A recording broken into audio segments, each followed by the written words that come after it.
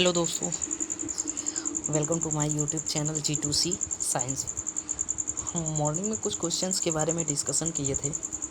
कुछ क्वेश्चन को इस टाइम फिर लाए हैं, कुछ क्वेश्चन को डिस्कस करते हैं। अब हमारे क्वेश्चन को देखें, समझें और क्वेश्चन का आंसर करें, खुद से करें, ताकि पता चले आप कितना पढ़े हैं, आपको कितनी जानकारी है। आइए देखते हैं क्वेश्चन नंबर फर्स्ट। प्रतिबल का एसआई इकाई क्या है? अब ये हमें जानना बहुत ही ज़रूरी है कि प्रतिबल होता क्या है। Same equality to a pressure, यह भी एक दबाव या तनाव बल होता है। प्रतिबल क्या होता है? एक फोर्स की तरह ही काम होता है, जिसे हम क्या कहते हैं, जिसे हम टी से इंडिकेट करते हैं। टी इक्वल टू क्या होता है? एफ अपान ए, बल अपान एरिया। मतलब किसी एरिया पर यदि हम कोई बल लगाते हैं, किसी फिक्स एरिया पर जो बल लगाते हैं, वही हमारा क्या कहलाता है? प्रतिबल कहलाता है। तो प्रतिबल का मात्रक हमसे पूछा है, तो हम जानते हैं एफ यानी फोर्स को किस में मापते हैं? न्यूटन में। और एरिया को किस में मापते हैं? मीटर स्क्वायर में। तो इसका मात्रक क्या हो गया? न्यूटन पर मीटर स्क्वायर। तो देखते हैं न्यूटन पर metre square, option number third. Okay, any doubt? Question number 2, भार का एसआई मात्रक क्या होता है? अब ये हमें जानना जरूरी है, भार होता क्या है। भार क्या होता है? भार से वेट, जिसे हम क्या कहते हैं? वेट। वेट को हम किससे इंडिकेट करते हैं? डब्ल्यू से। डब्ल्यू इक्वल टू वेट क्या होता है? द्रव्यमान गुणे त्वरण। ये आपको पता होगा, हमेशा वेट कहाँ पर कार्य करता है? नीचे की तरफ। और क्यों नीचे की तरफ कार्य करता है?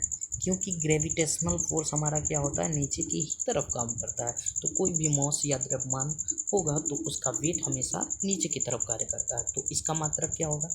मास को हम किस में मापते हैं? किलोग्राम में। और इस वेट को किस में मापते हैं? मीटर पर सेकेंड, सॉरी, ग्रेविटेशन को किस में मापते हैं? सेकेंड स्क्वायर में। ओके, तो ये पूरा मिला के किलोग्राम मीटर पर सेकेंड स्क्वायर हुआ। ये किसका मात्रक होता है? क्या किसी को पता है? फोर्स का मात्रक होता है। किसका होता है? फोर्स का। इसी के मात्रक को हम क्या कहते हैं? न्यूटन बोल देते हैं। इसी को हम क्या बोल देते हैं? न्यूटन। ठीक है, तो इसका मात्रक क्या हो जाएगा? न्यूटन। Option number B. कौन सा? Option number B. Next question पे आ जाते हैं। पास्कल किसकी इकाई है? क्या पूछ रहा है हमसे? पास्कल किसकी इकाई है? कहते हैं पास्कल किसकी इकाई है? पास्कल किसकी इकाई है? पास्कल दाब की इकाई होती है। किसकी इकाई होती है? दाब की। बेसिकली होनी चाहिए पता। कैंडेला किसकी इकाई है? कैंडेला क्या होती है? ज्योति तीव्रता। ऐसे क्वेश्चंस कुछ होते हैं जिन्हें जानना बहुत ही जरूरी होता है। कैंडेला किसकी इकाई होती है? ज्योति तीव्रता की। नेक्स्ट क्वेश्चन, 5 किलोग्राम की वस्तु पर 40 न्यूटन के बल को लगाने से प्राप्त त्वरण निम्न होगा। अब हमें क्या क्या दे रखा है? ऐसे क्वेश्चन में जानना जरूरी है कि क्या क्या हमें गिवन है, ये जानना अति आवश्यक है। क्या क्या हमें दिया गया है? तो सबसे पहले क्या दिया गया? मॉस। m इक्वल टू क्या है? 5 kg। ठीक, और क्या दे रखा है? f। f इक्वल टू क्या है? 40 न्यूटन। ए का मान पूछता है, हम जानते हैं f बराबर होता है m इंटू ए। f का मान कितना है? 40। ए का मान हमसे पूछा है, m का मान कितना है? 5 मल्टीपल ए। 5 8 जा 14। ए का मान कितना आ गया? 8 मीटर पर सेकेंड स्क्वायर। तो ऑप्शन नंबर कौन सा है? Option number D. चलते हैं नेक्स्ट क्वेश्चन पे। नेक्स्ट क्वेश्चन क्या है? वेग और समय का गुणनफल प्रदान करता है। वेग और समय का गुणनफल। पेन थोड़ा मोटा है, इसे पतला कर लेते हैं।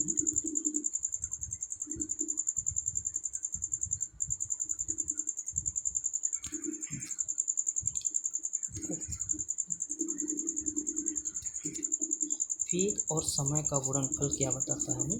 विस्थापन बताता है। क्या होता है? विस्थापन।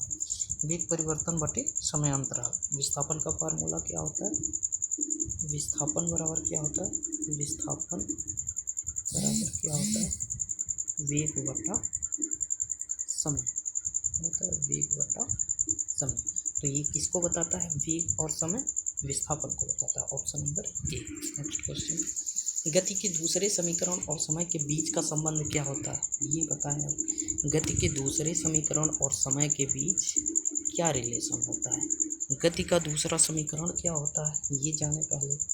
यस बराबर U T plus half A T square. तो हमें जिस जिस चीज़ के बारे में पूछे वही रखें, अन्यथा अन्य सभी को इग्नोर कर दें। गति के दूसरे समीकरण और समय के बारे में बीच में क्या संबंध होता है, तो समय के बीच में हमें बताना है। यू तो जीरो होगा, यहाँ पर ये भी जीरो होगा। अब टी और ये इनके बीच में हमें बता रहा है, तो ये कांस्टेंट है। ये क्या हमें बता रहा है, स्थिति के बारे में, किसी चीज़ की किसके स्थिति के बारे में, किसी वस्तु के कांस्टेंट के बारे में, नियत के बारे में, इसके स्थिति के बारे में बता रहा है। नेक्स्ट क्वेश्चन हमारा है, शून्य त्वरण का अर्थ होता है। शून्य त्वरण का अर्थ आप लोगों ने कई बार सुना होगा कि समान त्वरण से, समान वेग से, अगर जो वेग इसका इक्वल हो तो इसका एक्सेलरेशन क्या हो जाएगा, शून्य हो जाएगा। नेक्स्ट क्वेश्चन देखते हैं, जस्ट वेट नाउ।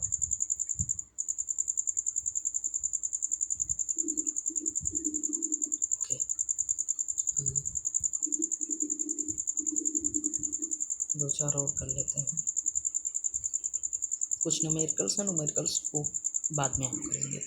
ओके, प्रकाश वर्ष किसकी इकाई होती है, ये तो जानते होंगे हर कोई। प्रकाश वर्ष किसकी इकाई होती है, दूरी की सबसे बड़ी इकाई होती है। नेक्स्ट क्वेश्चन क्या है, यदि एक कार अपनी प्रारंभिक स्थिति से 20 सेकंड में 144 मीटर प्रति घंटा की गति तक समान रूप से त्वरित होती है तो यह कितनी दूरी तय करेगी।